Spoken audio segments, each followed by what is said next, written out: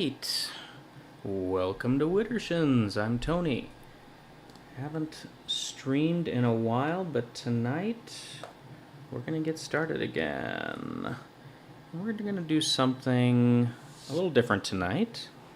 And we're going to assemble a watch, or at least we're going to start to. We still have a couple of sort of design choices to make here. Nothing fancy. We're not building a custom watch here tonight. We're really just assembling some pieces from parts.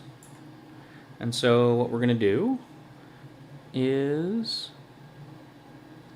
sort of a Breguet style coin edge case with an ST36, I can't remember if it's 36 or 3601 is the official designation. It's the one of the two Chinese clones of the 6497, 6498. And our goal is to make something that looks, with an enamel dial, a little bit classic. A little bit, kind of a nice looking little watch. Something we can wear around. With kind of a nod to a Breguet style watch. Now, one thing I'm not showing here, before we got started, I actually regulated this a bit. It was already in pretty good working order. It looked, reasonably well lubricated, but I tweaked it down to about +2 seconds per day, and that I thought was going to be more than sufficient for us. I apologize if you can hear a 3D printer in the background. I'm hoping you can't, but if you can, sorry. We're going to take this guy out.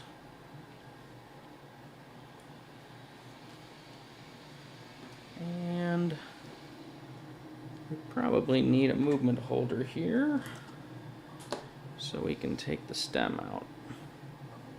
I've got the movement running just because I was regulating it a bit earlier.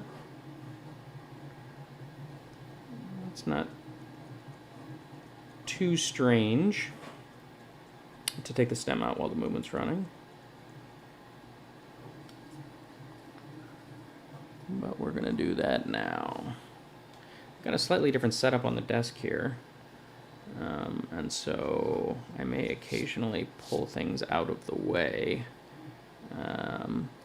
Probably need to reconfigure this. In fact, I know exactly what I will do tomorrow to reconfigure this. But tonight, we're doing it live. Okay.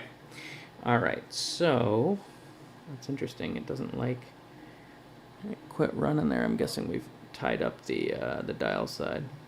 Okay. So let's get this stem out. So we're going to give this a quarter turn. Pull. Nope. We're going to give it another quarter turn. And pull. Nope. We're going to give them another quarter turn. And the reason I'm being so careful here is if you go too far, a portion of the assembly will just fall out the other side. And it's not bad. It's not something we couldn't fix. But it's more effort than we need to exert. So we're going to try to avoid it if we can. There we go. And out comes the stem. And give it a little bit of slack, and immediately starts running again. So I assume, yeah, that it's something to do with the what do you call it? The dial side. It doesn't like the tension or pressure it's getting there. It's causing things to die down. See quite a bit of glare on the movement. We'll fix that tonight as well. So I apologize if it's a little shinier than it otherwise would be. All right.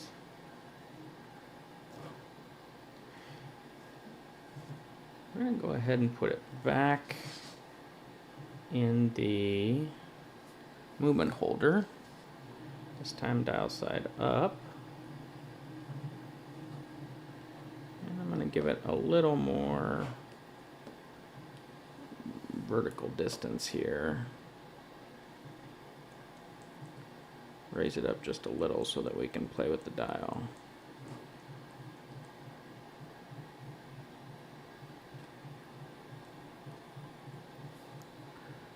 Okay. Now I want to get the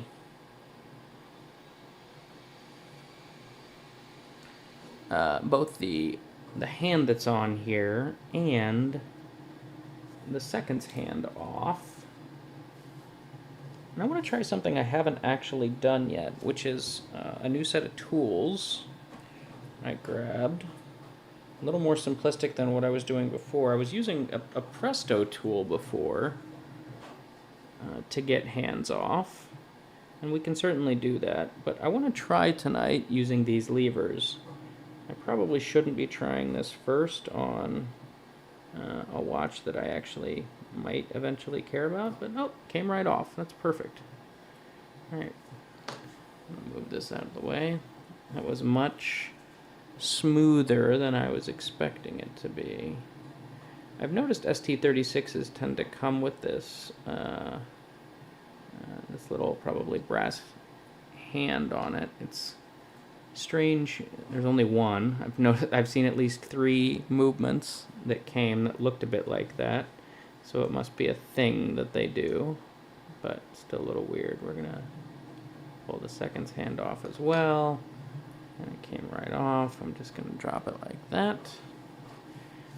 And even though I don't think we're gonna need these for anything, I am going to set them aside just in case. Alright. Put my hand levers away. Those worked great. I was a little worried they were going to be a little fiddly, and that you know, things would be prone to scratching, but no, that was actually pretty slick. I kind of like that. I prefer it. One of the problems I've been having recently with the Presto tool when I use it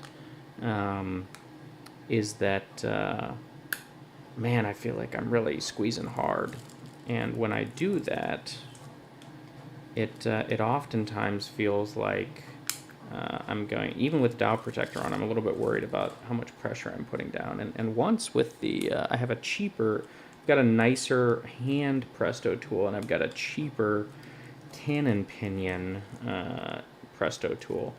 And I think once or twice now with the cheaper one, while squeezing it, I actually kind of, you know, the tool comes apart in my hands, and I've been able to get it back together, but, you know, it's not clear whether it is me misusing the tool or the cheapness of the tool, but one way or another I was looking for additional options on how to get these hands off. Now, this is my unboxing of the 3 different enamel dials that I got on AliExpress. We're going to pick one live here, so I'm not sure yet which one we're going to pick. Kind of like that one too. Here, I'll scooch it over.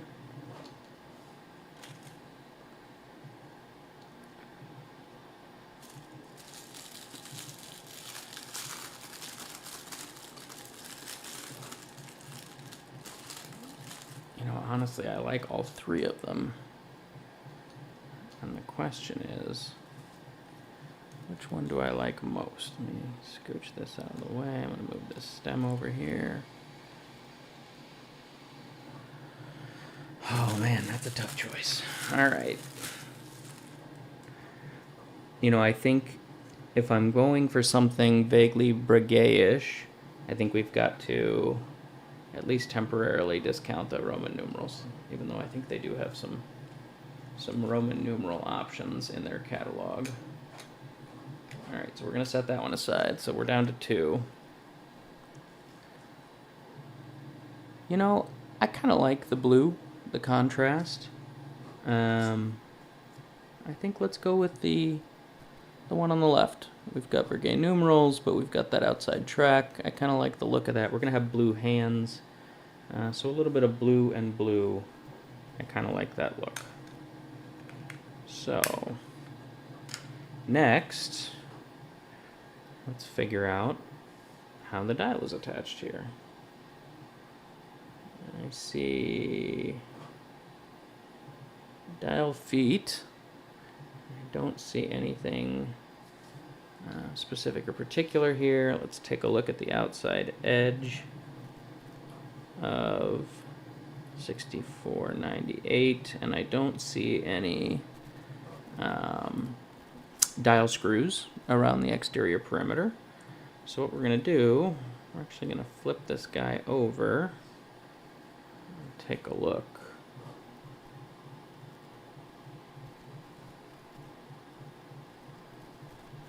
Yeah, okay, so I see 1, 2, okay. So I'm just going to set this down for a second to show. So I believe, where'd they go? I think this guy right here and this guy right here are dial setting screws. And so we're going to switch. We're gonna take this off of this guy, off of the movement holder, and we're going to switch over to this casing cushion.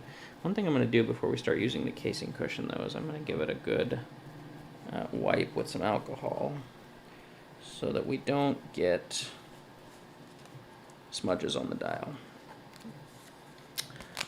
Because, in the words of Airplane, get that finger out of your ear. You don't know where that finger's been. So we're going to clean up the casing cushion with some alcohol, and we're going to give it a moment to dry. I still see a smudge there. Now, is that my smudge, or is that just the plastic? Huh. Well, maybe it's good I was cleaning this up. This thing was dirtier than I thought it was. Okay, we'll give it a moment to dry.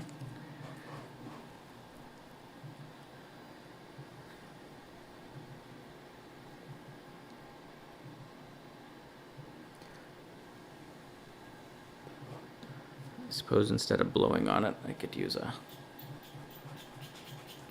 some forced air. All right. And then now, oh, you know what I need to, the other thing I need to do before we put the dial on is see whether or not there's anything else that we need to be worried about on the MotionWorks. So the the movement came with a handful of extra parts here, and in this bag I see some what look like blued case screws. I see 2 case clamps. We've got the overwheel here that I assume needs to go over the cannon pinion, and then we've got the little the dial washer. So let's open this up. Let's pull a couple of these guys out. I don't need the case screws or the little, I don't know what to call them. I call them case clamps. I don't actually know if they have a technical name. I don't need those yet, so we're going to set those aside. And I'm using my carbon tip tweezers here as I'm doing this assembly because they're not going to scratch anything. And I feel pretty safe picking just about anything up without scratching it. If I was doing, finer work, if I was disassembling and reassembling here, I would probably be exerting more effort in using a finer tipped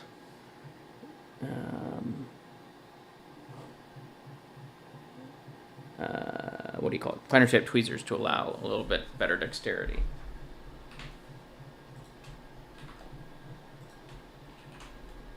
And I'm just going to look something up real quick on the computer.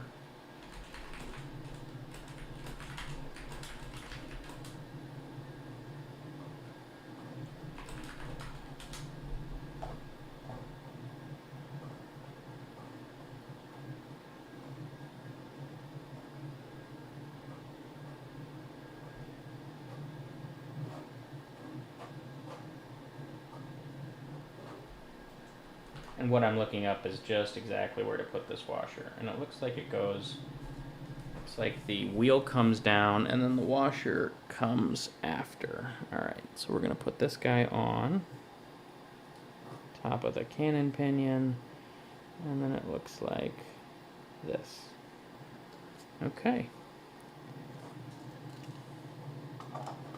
And then what we're gonna do is I'm gonna find where the seconds hand is. It's down. Oh, okay. Alright, I'm gonna move this out of the way. Alright, where is the pinion for the seconds hand? I expect it to be down here. I see the Inca block. Where is my seconds? Down here should be right here. Weirdly, I don't see it, but that's okay because that's close enough. Make sure the stem. Where's the stem?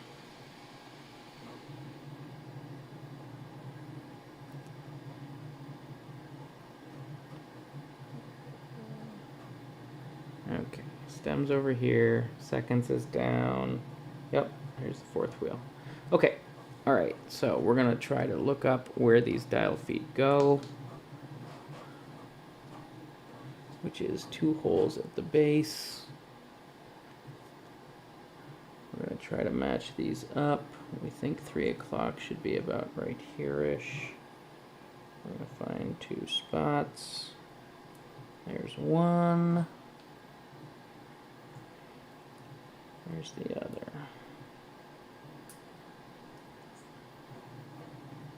Ruh-roh. I wonder if is this dial only going to work on a 6497? No, it doesn't seem to fit that way either. Okay. Let's try this again. Let's give it a little wiggle. I'm going to take it off for a second. I'm going to relook at what I'm doing. I see. Okay, so the other hole. So what I'm actually going to do, I'm going to go back in here. I'm going to turn these dowel screws until it looks like the flats are flush. And I'm going to do that just in case that's the reason we can't get the dial on. And I apologize, I'm going to steal this for 1 second while I use a loop. We're going to redo some point soon the setup for videos here. And when we do that, I'll be able to see much more clearly without taking this away from where we're looking. So one of the dowel screws was already, actually they both look pretty good. They both look like they're in a position where we should be able to get the dial in. They were already open and not locked. Okay, done with the loop for now. I'll pull this back.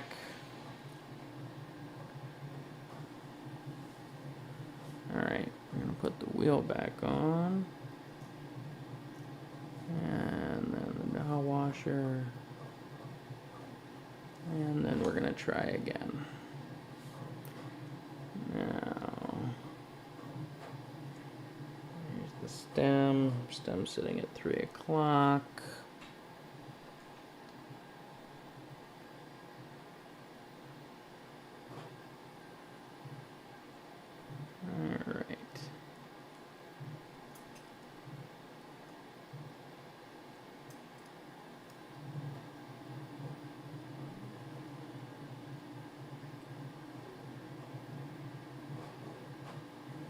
I'm going to keep wiggling here.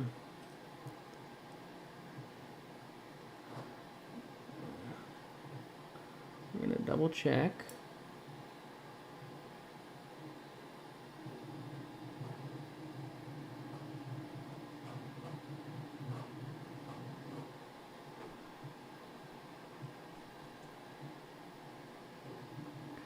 It should be exactly at 3 o'clock. Oh, there we go. There we go. There we go. Wait. Okay. All right. You can't probably tell on the video, but it does feel like it's finally sitting flush in the one dimension you can't see. All right. So we're going to flip this over. I'm going to leave it on the casing cushion while we've got the dial side down. And what I'm being paranoid about right now is not letting the MotionWorks or that dial come out. Now I'm going to steal it again off camera just for a moment to use a loop and lock these dial screws in place. And really the way these work is they're just little screws that rotate, and there's a flat side, and when the flat side is out, it allows the dial feet to enter and exit easily, and when the rounder side is out, it locks the dial in place. So I believe the dial is now seated. Just for grins, real quickly, I'm going to throw it back on the timing machine for a hot second, just to make sure we haven't done anything bad while we were making this happen. Woo! Well, before we touched anything, we were at plus 2 seconds per day. Right now we're at plus 269 seconds per day. So I'm just going to take a look and see if we really didn't. Oh, wait. I think we have nudged it quite a bit. So we'll come back in a minute. I don't want to spend too much time adjusting right now before we get it cased up, but let's just take a look. We're going to nudge, we're going to cajole, we're going to look.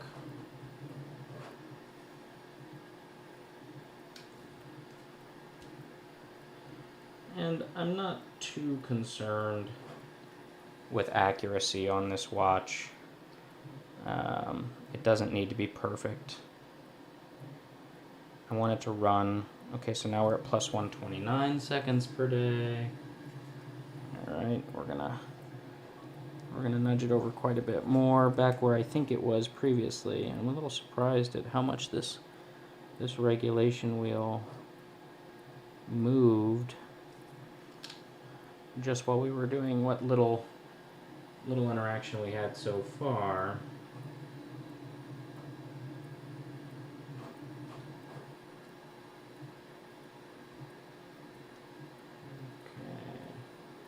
Expecting this time to be a little closer.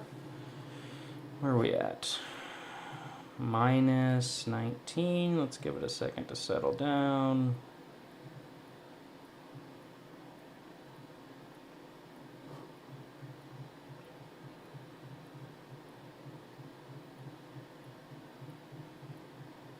Minus 7.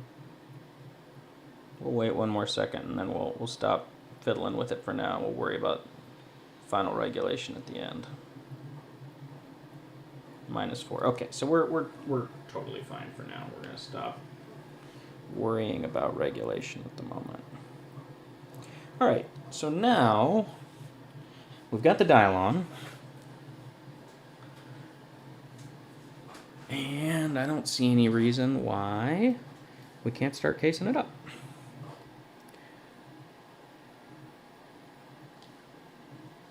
So I'm gonna lay it in here. And just to make sure the alignment is correct, I'm going to put the stem back in for now. But we're not really going to leave it. We're just kind of hanging out to keep the alignment proper and true. And I think this is a good time to come back and start worrying about those case screws and case clamps again.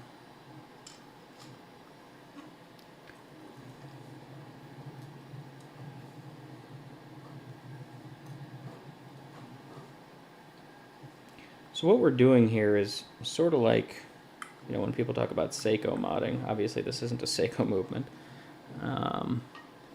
but we're doing something sort of similar. You know, this is not exactly a high horology. We're taking an existing movement, in this case a Chinese movement, and we're putting it in an existing case. In this case, no pun intended, a Ukrainian movement. A Ukrainian case that has this neat coin edge kind of look to it.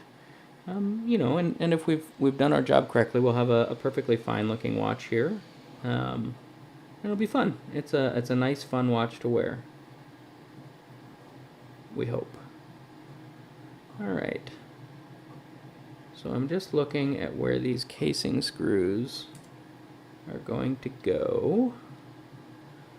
And one of them looks like they're going to go right here.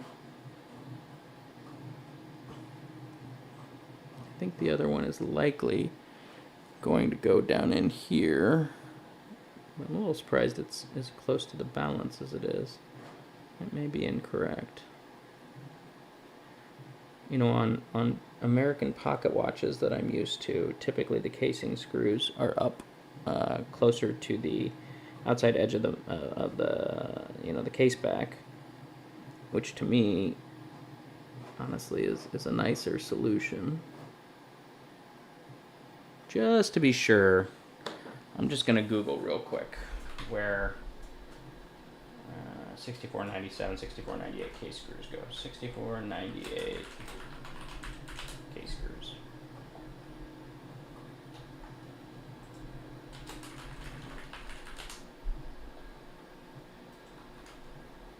Movement clamps. Okay, so that was the technical term I was looking for earlier.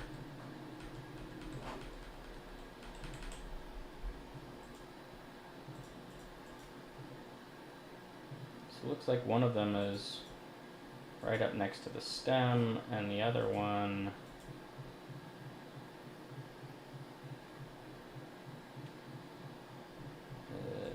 is about 90 degrees rotated.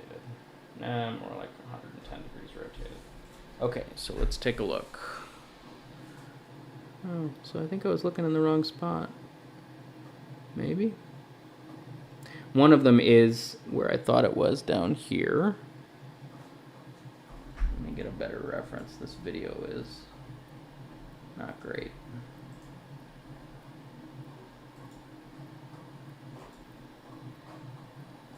Since I've started picking up watchmaking, I think it's been hilarious how much time I've been spending on YouTube.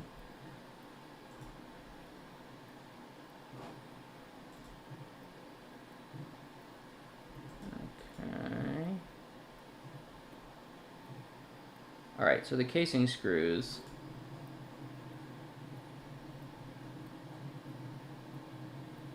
are basically on either side of the balance. So here and here.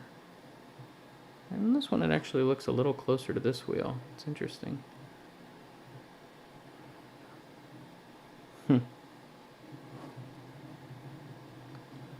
Let's see if we can figure out where they go.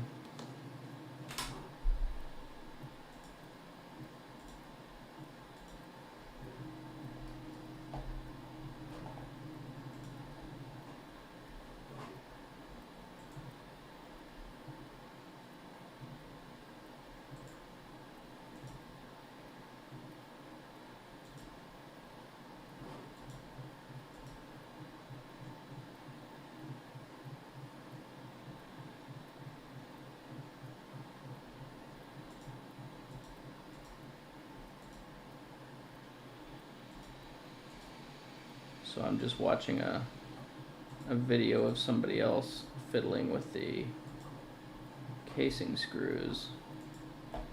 Unfortunately, that video is not really giving me the information I need either.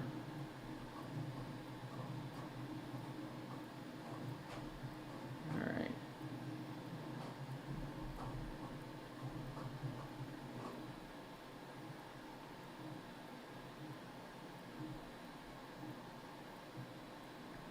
So it's possible I don't even need the clamps, which would be nice. So this is offset. It's basically opposite here and here. Now the weird thing is, I don't really see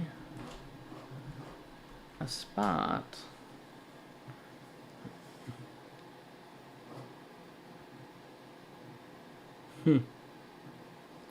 So, I mean, these screws are clearly holding on the bridge. So those are not the screws we're interested in. We've got a slot here, but that's the dial screw slot, unless it's pulling double duty here, which I kind of doubt. I could, maybe, honestly.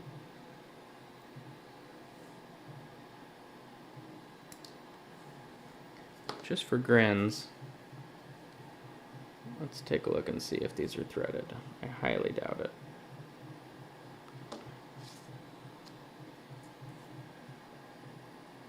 No, there's no way. Okay, we're gonna take that guy out.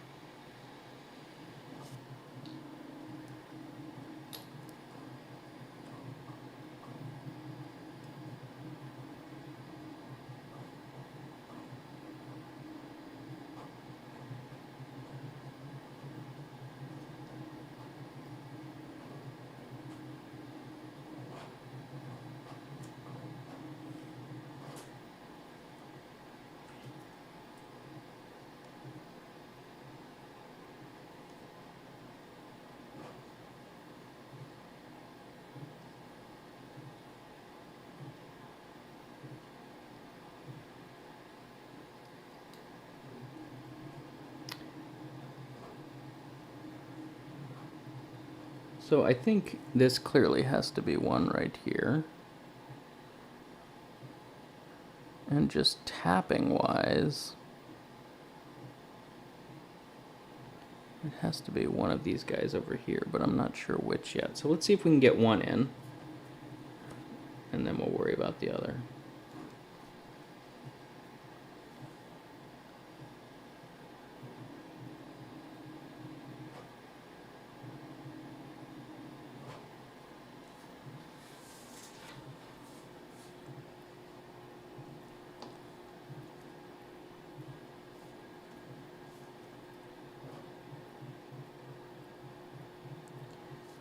And I'm irritated here that it seems like my screwdriver is magnetized, which it should not be. So I'm real quick gonna grab a demagnetizer.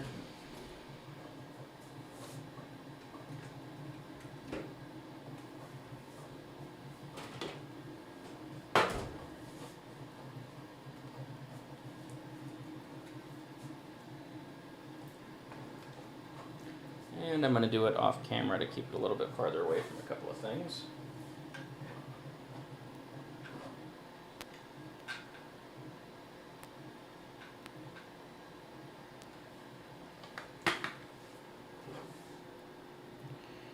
And it's not picking anything up anymore, which is good. Okay.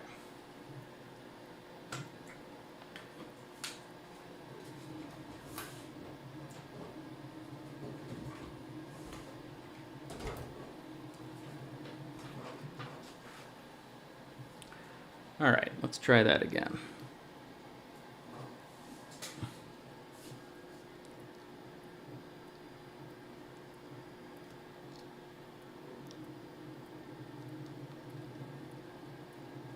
I might need more precise screwdriver or tweezers for this, but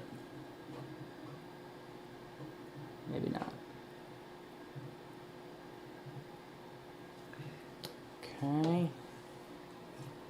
Grab a pair of brown Widdershins tweezers.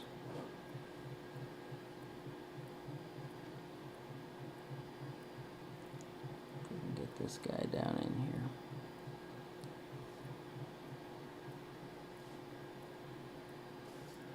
Actually gonna seat it just right before we try to get the screw down in there.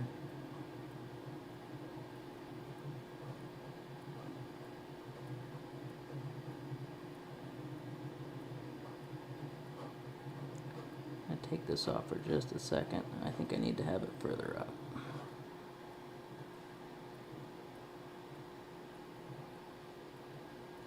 Which I think means I'm going to need to apply a little bit of pressure.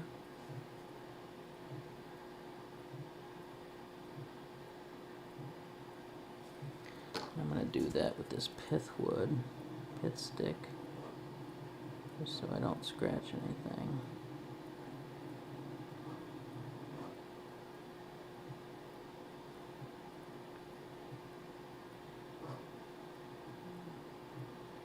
Cheat a little. Oh, no, that's too much. Too much cheating.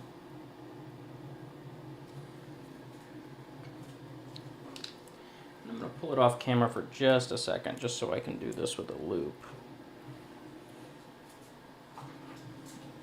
Get that movement clamp seated just where it needs to be.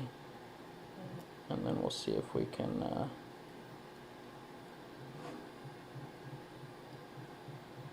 get that screw in.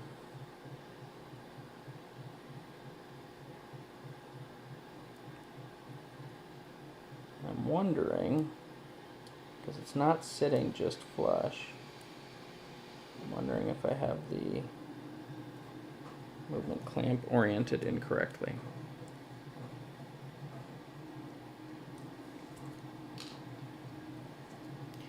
I apologize, we're doing this off camera.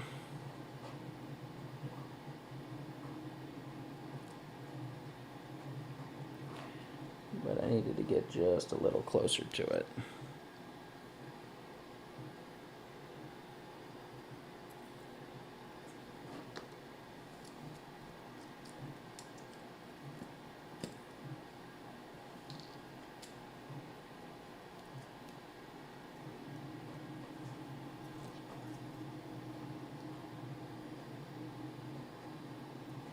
I'm going to flip the movement clamp over and see if I'm just orienting it incorrectly.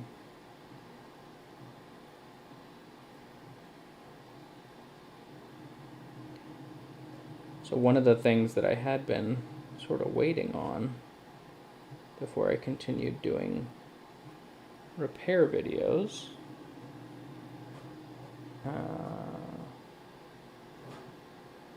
was a lubrication class that I had really been looking forward to here in town, put on by a very knowledgeable watchmaker. And I was finally able to get that class actually last weekend. I was super excited.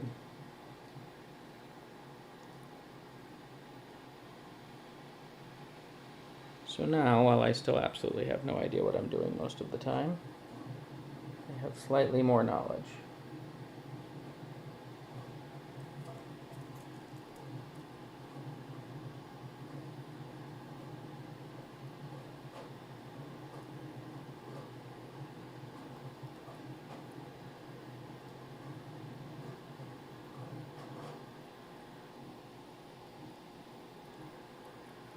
And I'm just trying to cajole this movement clamp in where I believe it needs to go. Still not 100% sure this is in fact where it goes, but oh, you know what? This is not where it goes. I think I see now. There's a ridge here.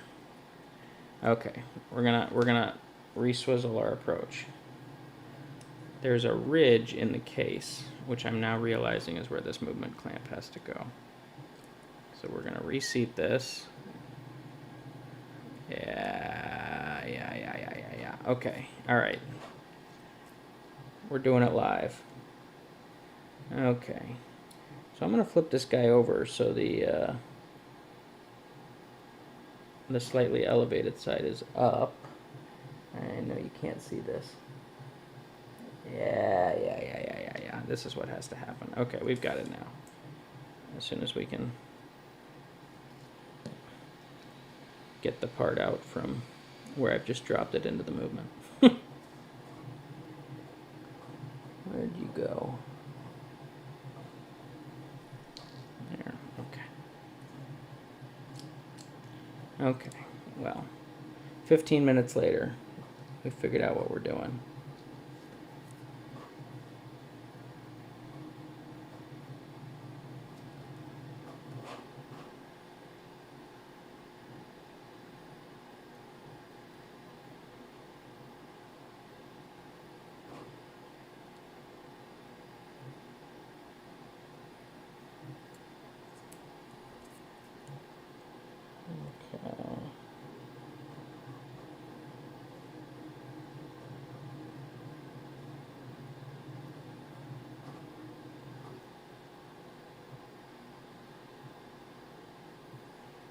Okay, so I've got the clamp in place now.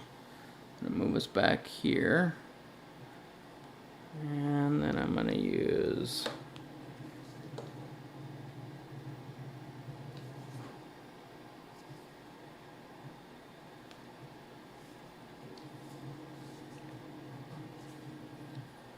take the loop off.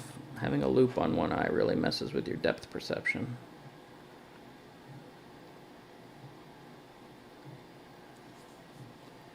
Okay.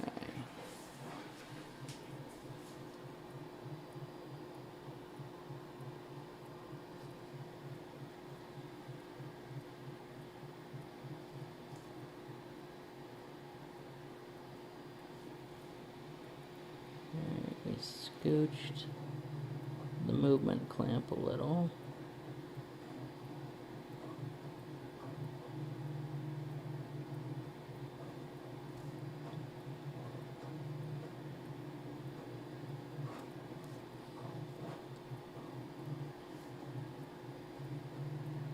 If y'all can't tell, this is the first time I'm working on casing or uncasing a 64, 97, 98 style movement. So we're figuring it out as we go along.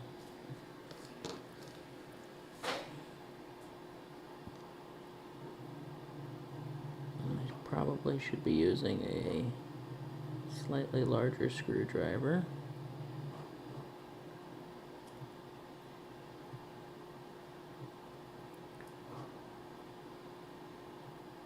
Give this a moment.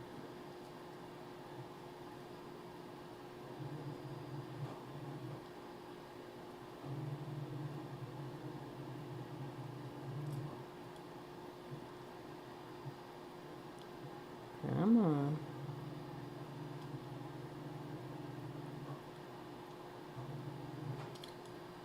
Okay, let's get an appropriately sized screwdriver.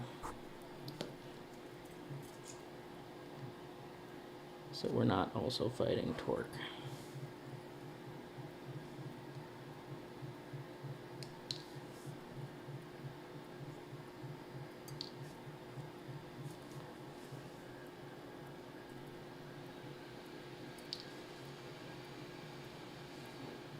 Ideally, I would find a way to use my stereo microscope under camera. I've got a CCD device that does technically record the stereo microscope, but practically speaking, it's kind of ugly.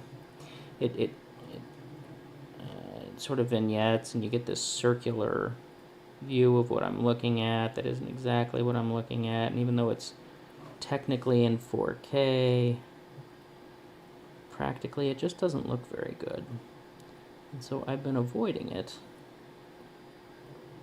But this approach, what I'm doing right now, with no loop and no microscope, is tough. It's just tough to see what's going on.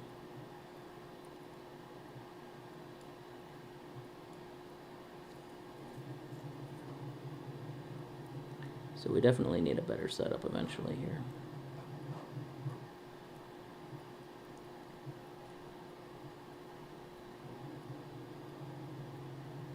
Come on. Let's try flipping it over.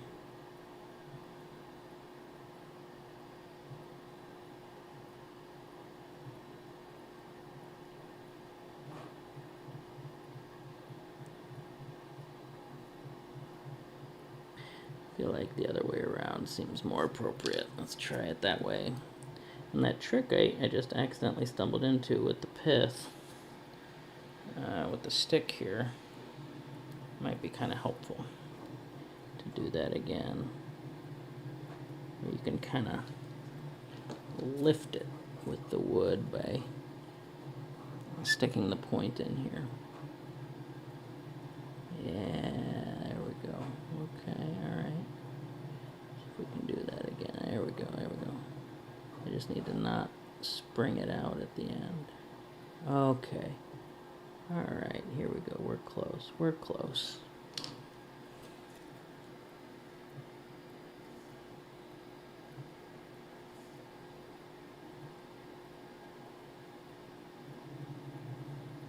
Oh, we had it. We had it. And we lost it. Reset. Okay.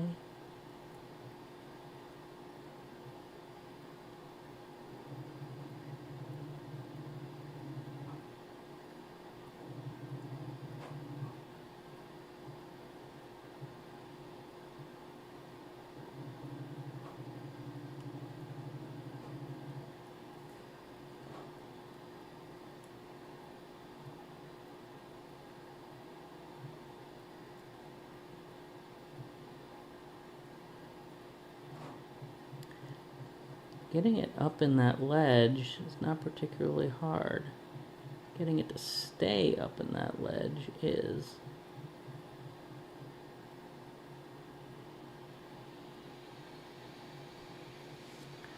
Okay, so there is the sort of perfect placement for the clamp. And the question is,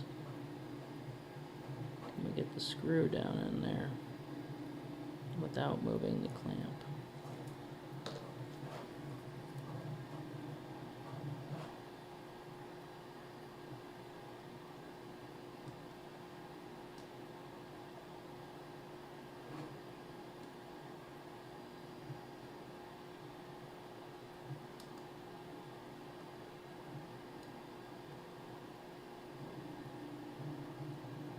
Okay, okay.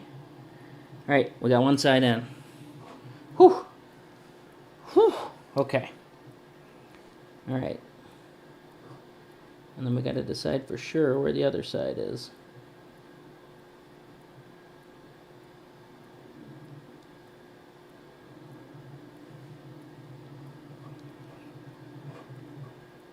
Which one of these is threaded? If I was doing it, I would put it as far away from the balance as possible. So, although it's probably that one. It's probably this guy right here.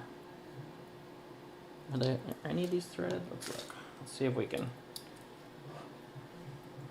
take a look. That one's not threaded, not threaded. Okay, both of those are threaded. So, okay. So it's one of these two, and honestly, on the other side, the screw that held the mounting clip in place was very close to the edge. So we're going to try this. Just like this. See if we can Pull the same little trick we tried on the other side. It's not working as well over here. Oh, let's get him out of the escape wheel. Okay. Let's just see if we can, whoop, jimmy him in there. Oh.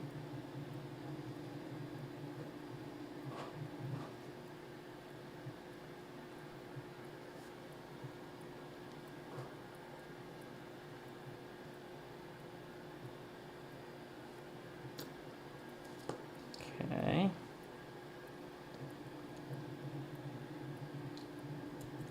Now, a lot of times when I start sending parts flying, like I'm starting to do now, it's a really good opportunity to just take a break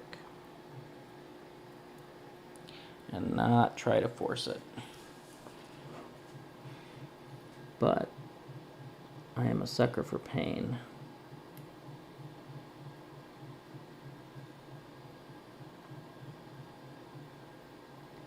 And as I say that, I sent one flying. I believe that is what they call instant karma. Alright, I'm going to check the floor real quick. I don't think that one could have gone too far.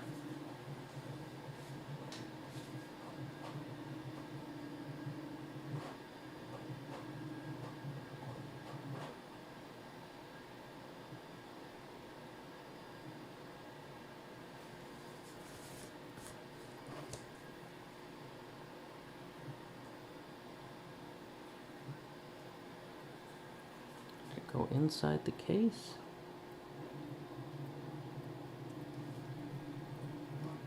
Yep, it did. There it is.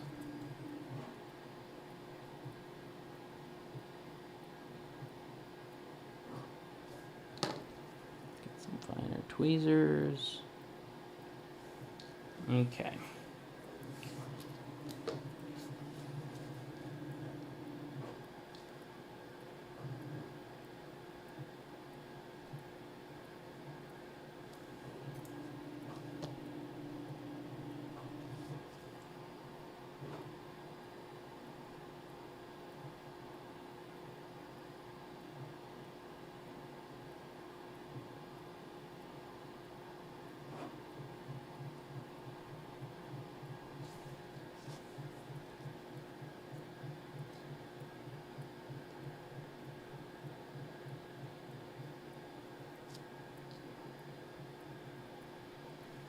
Okay.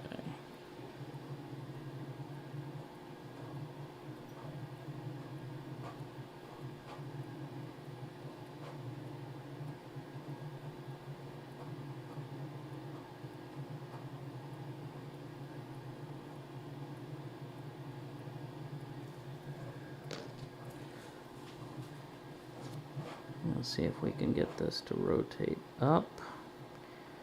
See if we can use the pit. Oh, all right. Okay, well, that unexpectedly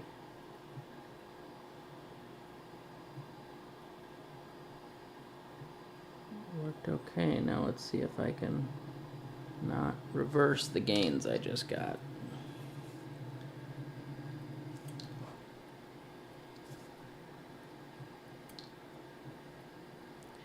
I am a sucker for blued screws. I think they are very pretty.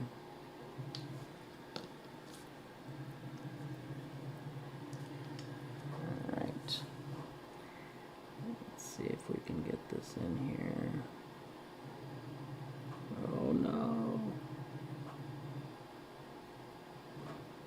I don't think we're in the right hole. No. Alright, let's pull it out.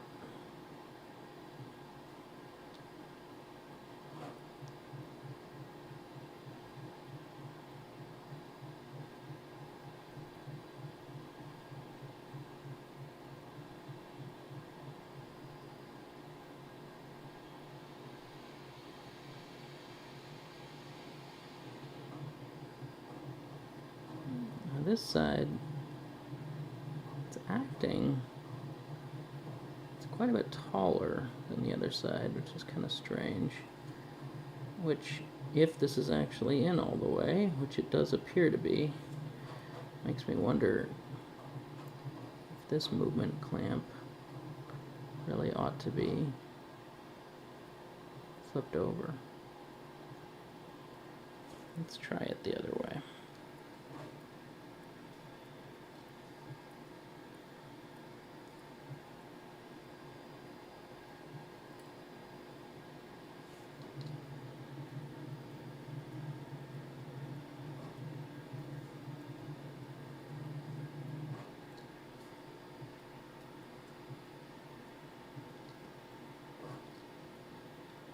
Come on.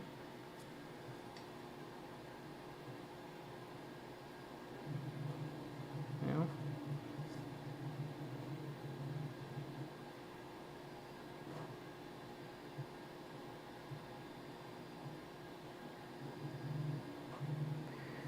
We're gonna use the natural action of the tweezers pulling apart as a little friction tool here. Okay, alright. Let's see if we can get that screw in. Oh man. Right down in there. So it's interesting, I feel like with pocket watches, I'm definitely gonna bump the regulator arm here. With pocket watches, getting the movement cased is no big deal. And this is a pocket watch movement. So this is surprising to me that we're having this much difficulty.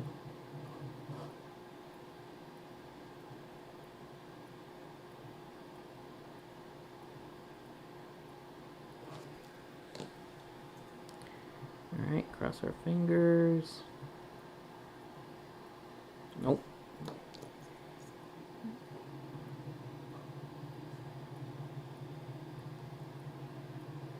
No, I think we're halfway in there. Alright.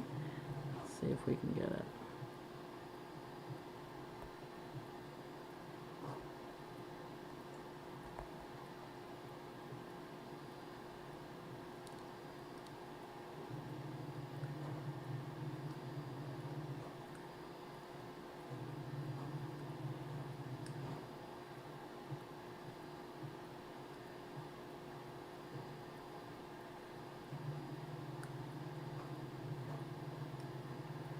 Every time I think we've caught the thread,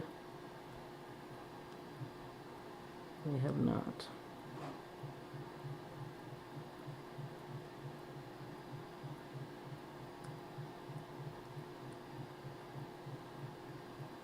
We're dancing around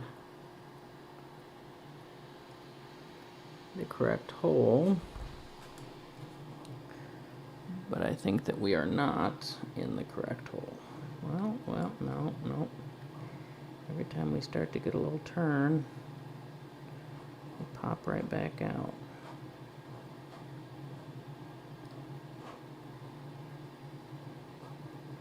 Applying a little bit of pressure, which is probably a mistake. Oh, wait. Oh, yeah, well, it was a mistake, but it wasn't a terrible mistake.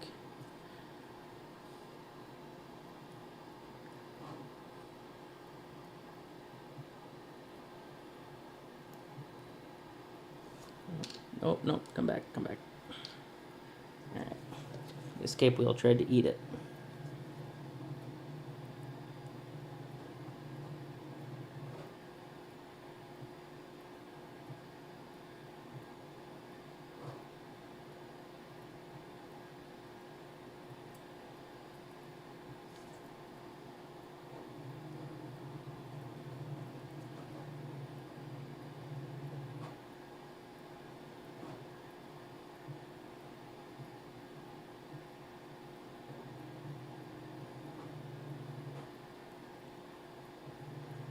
I wonder, is there any chance that this farther away threaded hole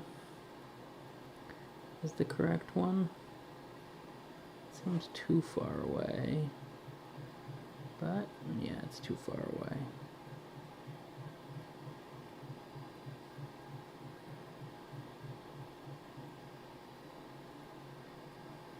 I was not expecting this to be tough.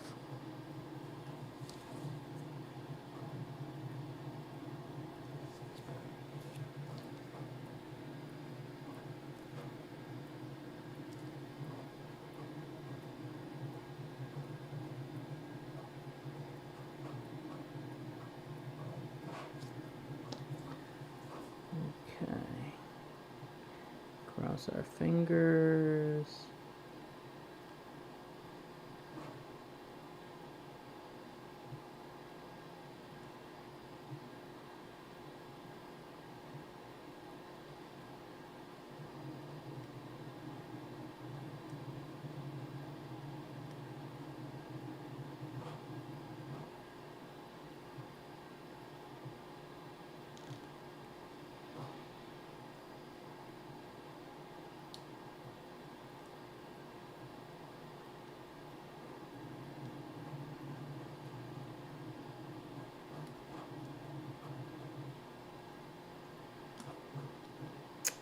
I just don't think I don't think we're in the right hole here.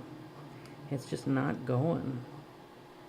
So either the screw is wrong or the hole is wrong. There is this other hole that's right next to it, but it does seem too far away. But let's try.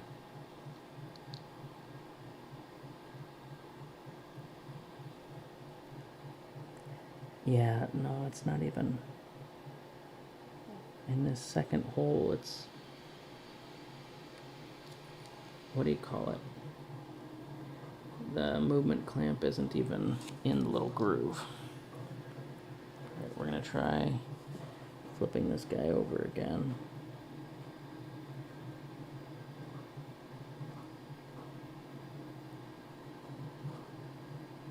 I mean, we've got enough clearance there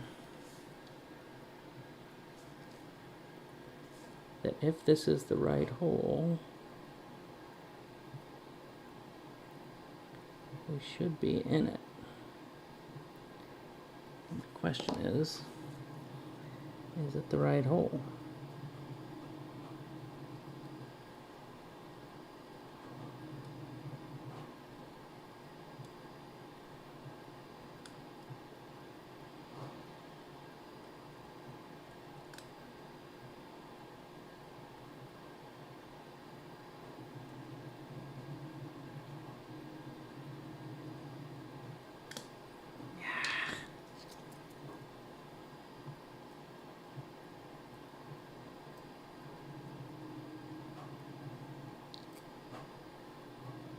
Okay. We're going to take another look with a loop.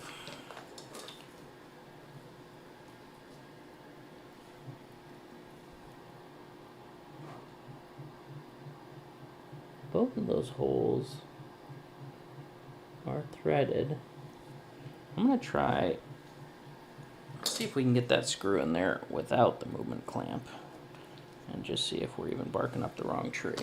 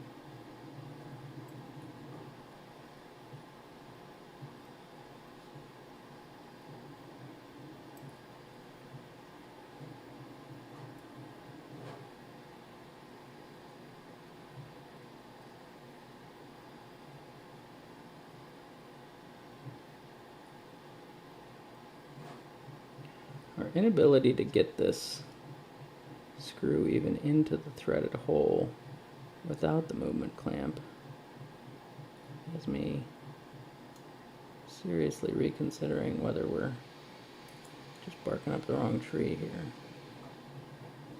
Hopefully we're not doing anything terrible to the hairspring there. Probably wasn't great, probably wasn't terrible.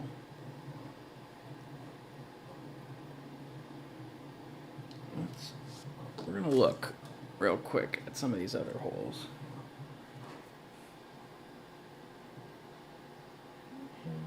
It's not threaded. What about this guy? That guy's threaded. A little further away. Alright, we're gonna try a different one.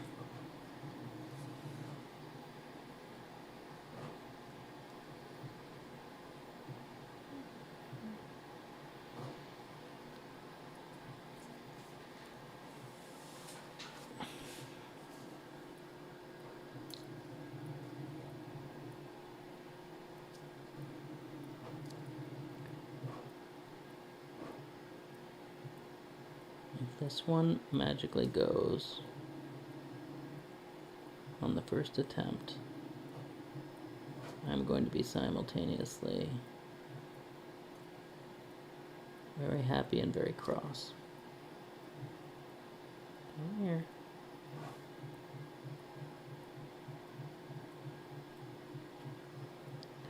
Yeah, it's not up in there.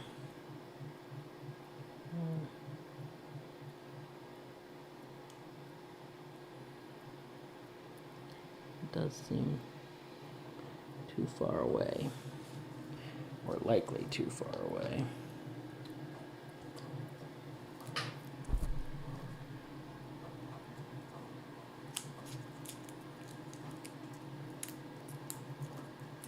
I hate these finger cuts, but I do have very greasy fingers, and we don't want to get grease all over everything.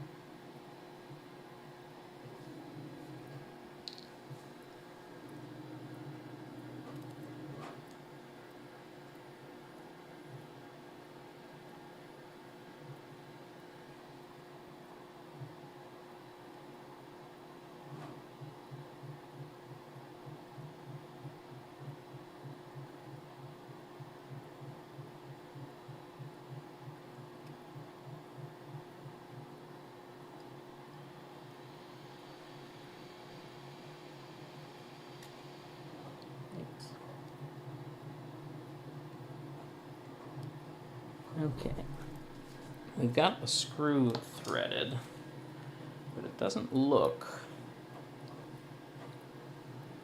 like the movement clamp is actually engaged in that groove. It is not. I'm gonna try lifting it now that the screw is in there.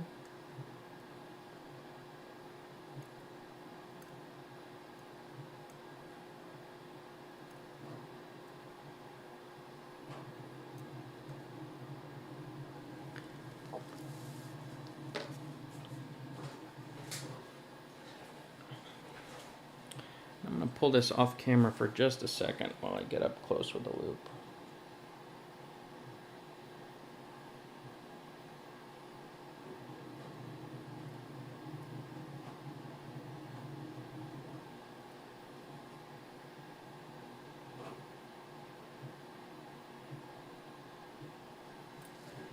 Interesting. Okay, I was able to get it in the groove, or it appears to be.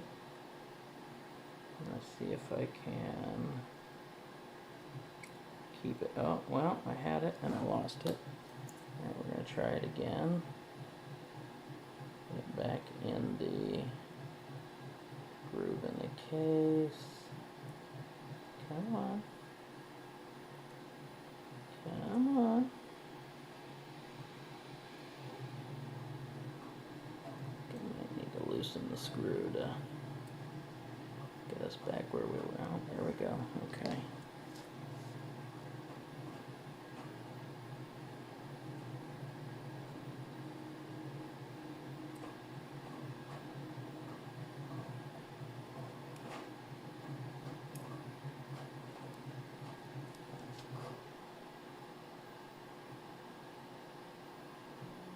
In there.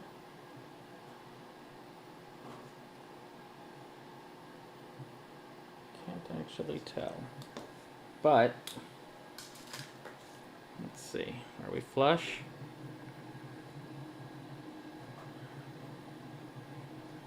Alright. We appear to be both flush and steady. So I'm just going to give both of these case screws a little tighten.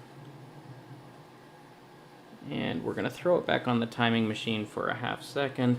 Just going to look real quick to see if we got any smudges on the dial. I don't see any.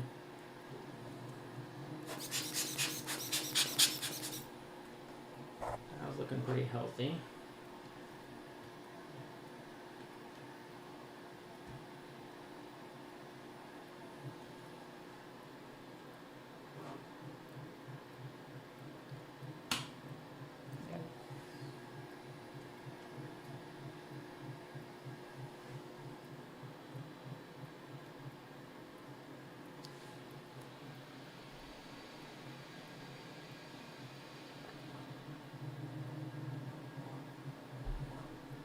Alright, so we're at about plus 19 seconds per day right now on the timing machine. I'm going to wait until we've got the hands on to stress about it too much.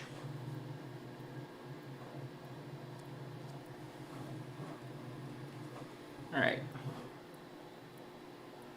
I'm going to give this a little dab with a microfiber cloth. Just, I don't know, of abundance of paranoia. And then after we've done that, I'm going to hit it with some more air.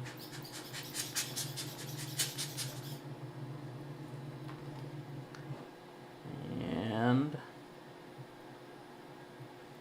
I think we should put some hands on.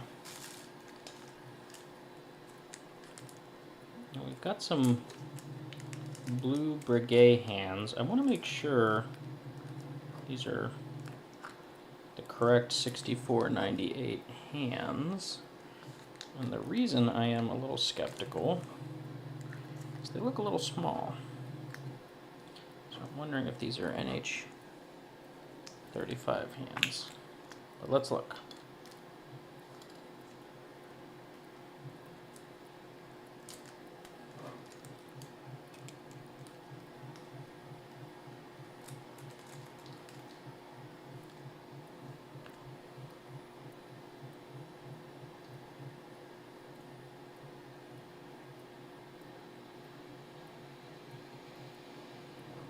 Our hand looks about roughly correctly sized.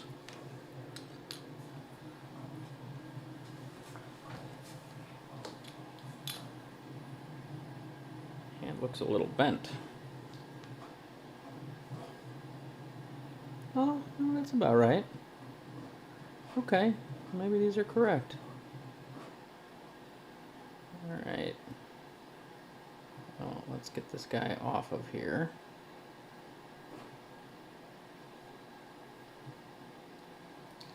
I don't love the bending on that hand.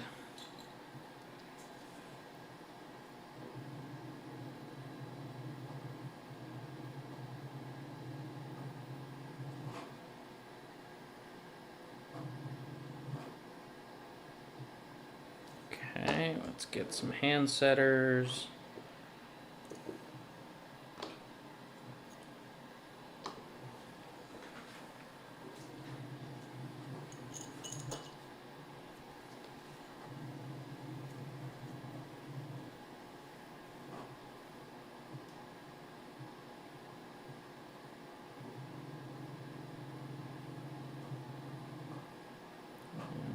Just gonna lightly. It's not really. Not getting a nice clean ka-chunk like I would expect. That's okay. We'll see in a minute. Okay.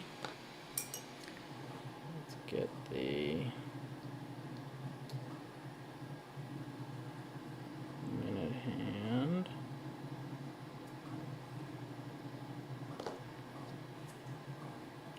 I kind of want to bend that hand true before I put it on here, but I am also very wary of making things worse.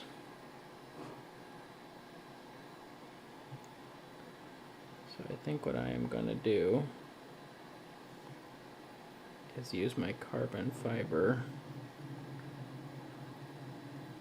tweezers and just very, very gently give it a little nudge.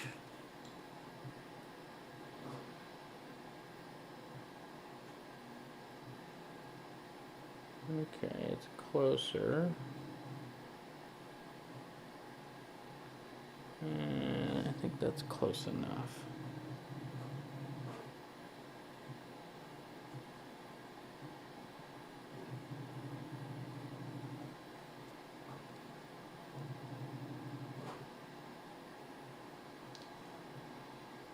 Come on. There we go. Okay.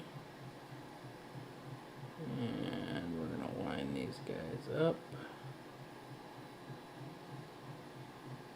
Give them a little twist and nudge.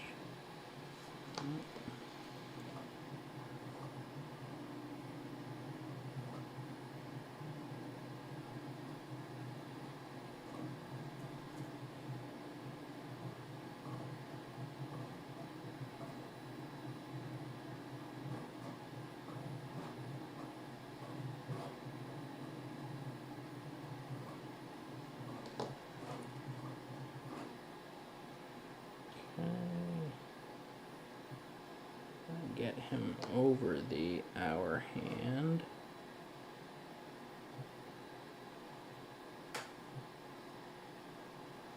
The hour hand is pretty true. So we're going to get the minute hand right on top. Our hand is almost perfect.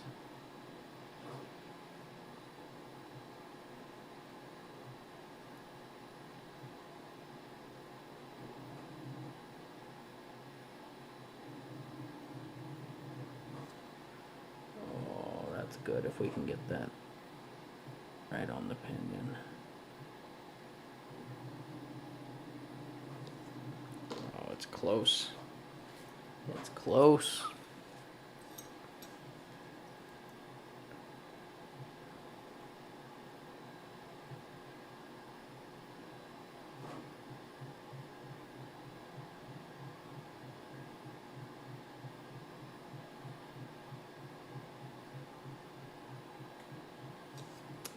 Well,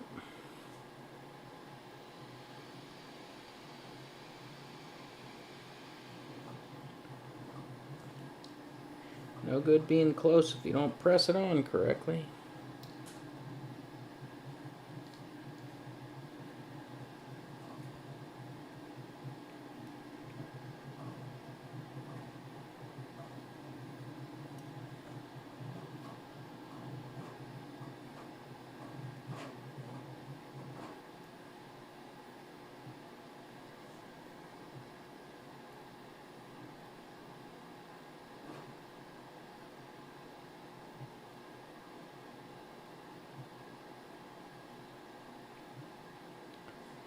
I feel like I should steal a piece of Rodico, because this is going to drive me bonkers.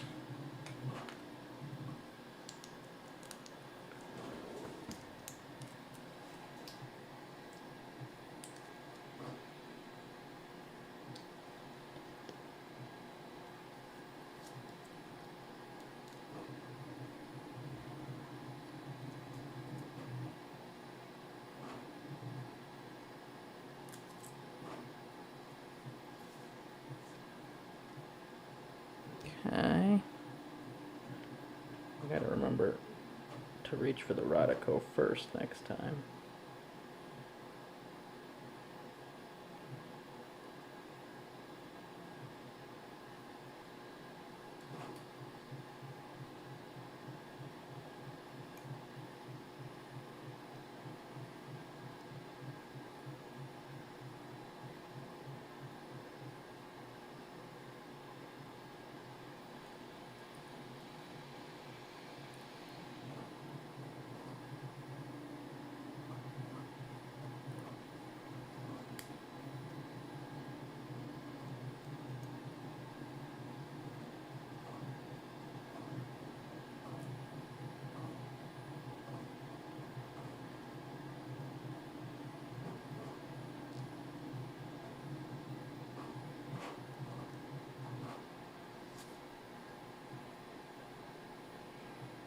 Okay.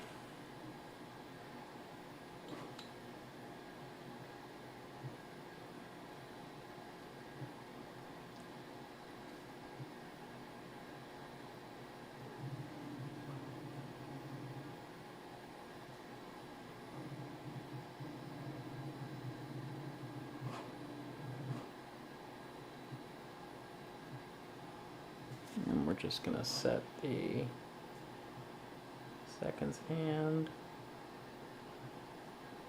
We tried to do it with a bit of Rodico.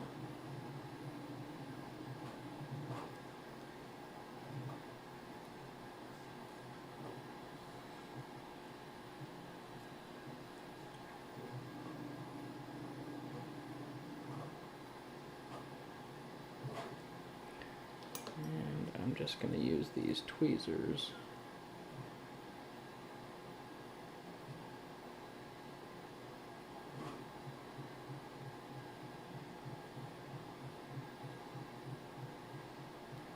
I'm worried we're not actually on the pivot. I'm going to take it off camera a second just to look.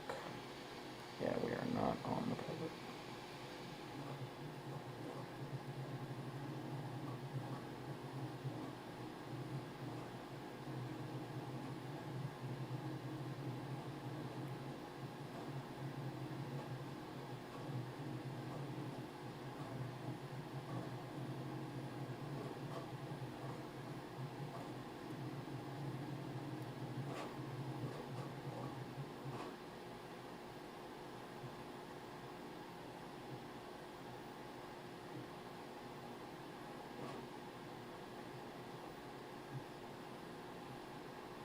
Second hand is being ornery. I apologize you can't see it right now. I'm trying to get up close and personal with the loop.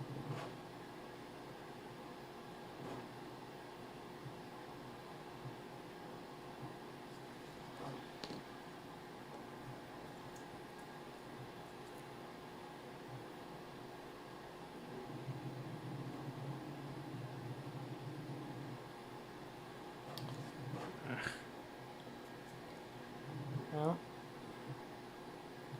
we had it on the pivot, and then we did not.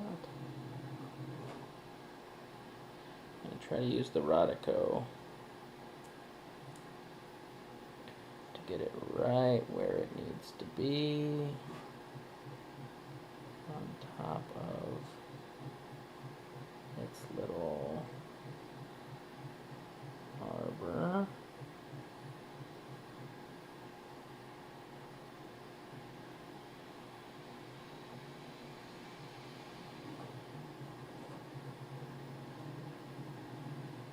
Got it. Press. Okay.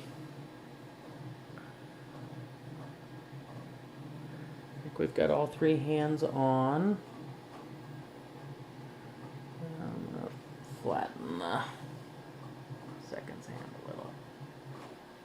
Yeah, that's better. Okay. Minute's floating a little, but that's okay. Flatten it a bit.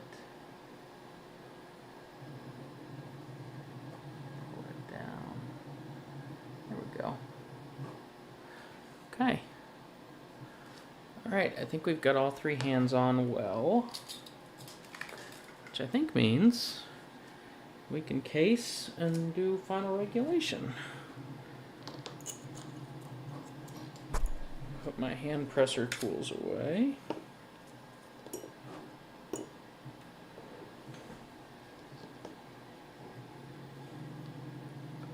Okay, now the critical question is, which of these crystals is the front and which is the back? Let's see. There is a ledge on here, which I think means this is the front crystal. Yeah, because it's going to go around there. Okay, we're going to do one last cleaning here and try real hard not to touch the hands. Just the areas I can still access.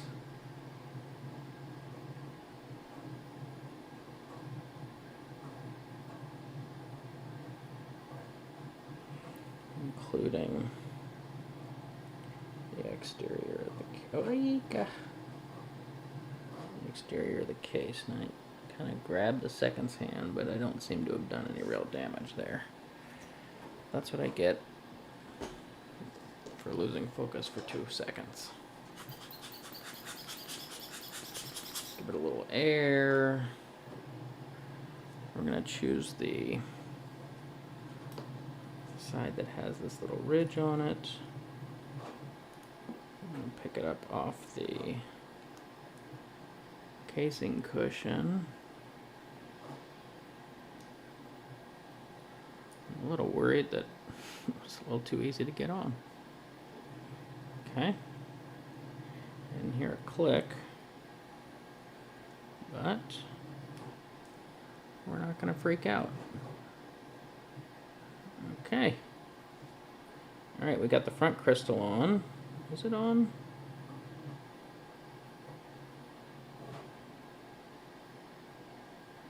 It's not all the way on.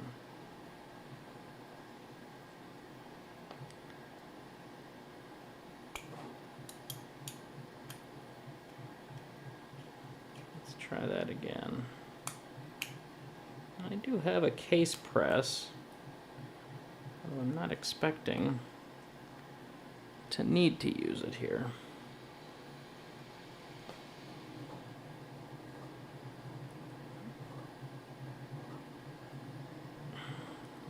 This does not seem like it's going all the way on.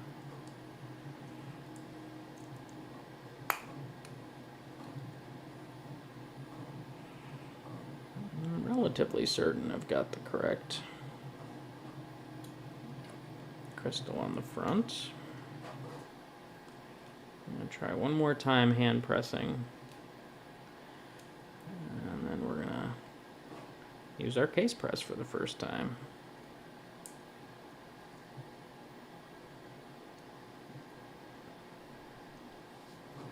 All right.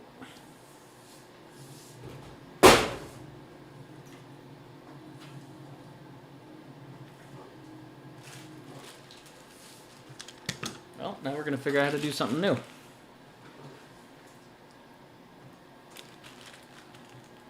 And I'm not going to do the stem tonight. Restemming it, that is.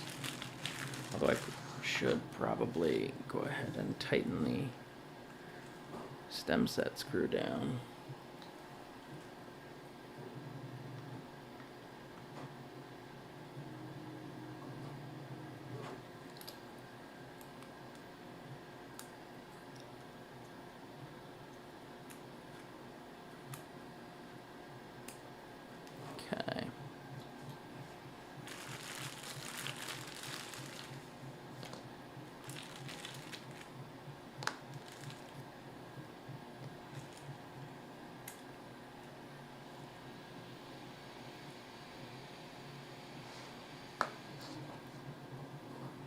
Okay. Put this back up here. I'm going to put this guy on the bottom. I don't feel super comfortable with the fact that there is exposed metal down there, so I'm actually going to put the microfiber cloth underneath this because I do not trust this $8 AliExpress casing cushion. Okay, and then we need one on top as well. Let's see. I wonder if this will be...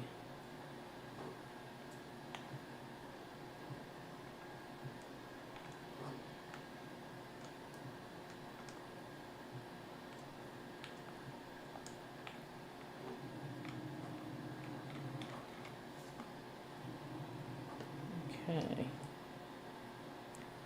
I think this is lined up sufficiently and not touching the movement. I don't want to hurt anything. But man, that's not going on. Okay. I'm going to try one more time.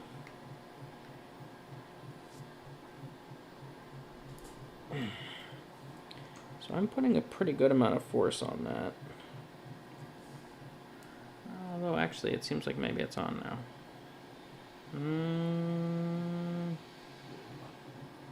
No, it's still not all the way on.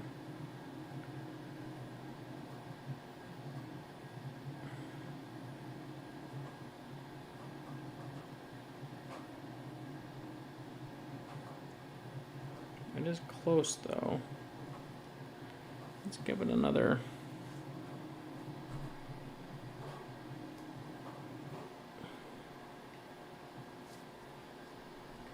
I am putting a good amount of force on that.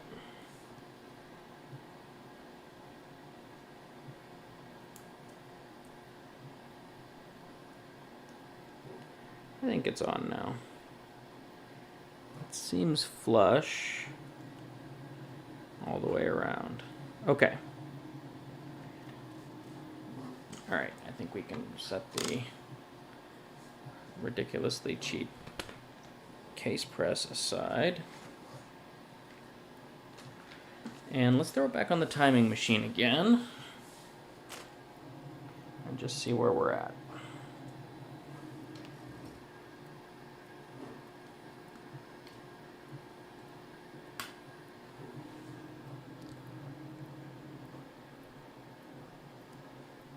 So if I remember correctly, we were previously at about plus 17.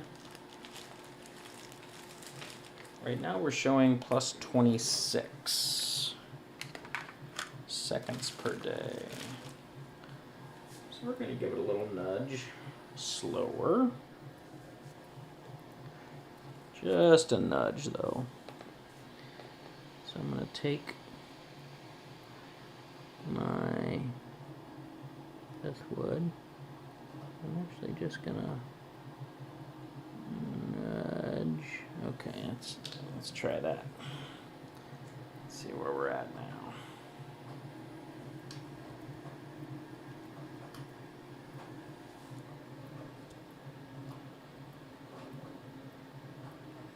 Plus 11. Let's give it a second. Our amplitude's back up to 310 as well, which is kind of nice. It had dipped down to about 260. Okay, we're at plus 12. All right, so we're going to slow it down a little bit more. Just a little bit more of a nudge.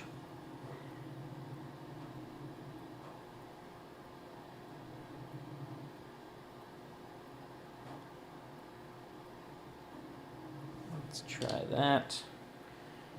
I don't really know if I gave it any real movement or not. It's okay.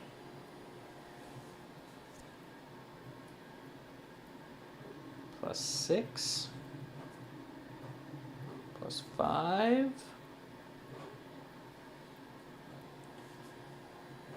We're going to give it another tiny nudge, even though we're definitely playing against the house here. +5 honestly is perfectly reasonable, but that was the tiniest nudge.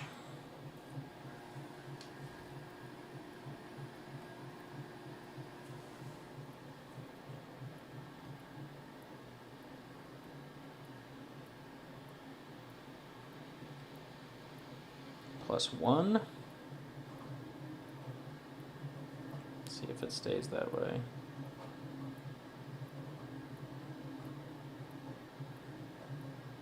Yeah, +1. All right, I'll take it. +1 second per day, 321 amplitude, 0.3 millisecond beat error. Beat error is a little high for a brand new movement, but that's okay. It's not exactly a Metas certified Swiss movement. I'm pretty happy with that. Okay. I'm gonna lay the case back on here for now, because I don't want to press it too tightly yet. I'm gonna come back and work on the stem at some point shortly. Probably not tonight. But yeah, I'm gonna call that done. I'm pretty happy with that. Thank you all very much for watching me assemble this and figure out how to do the case screws. And next time we'll probably take apart something a lot older and see if we can clean it up and get it running spick and span. Thanks.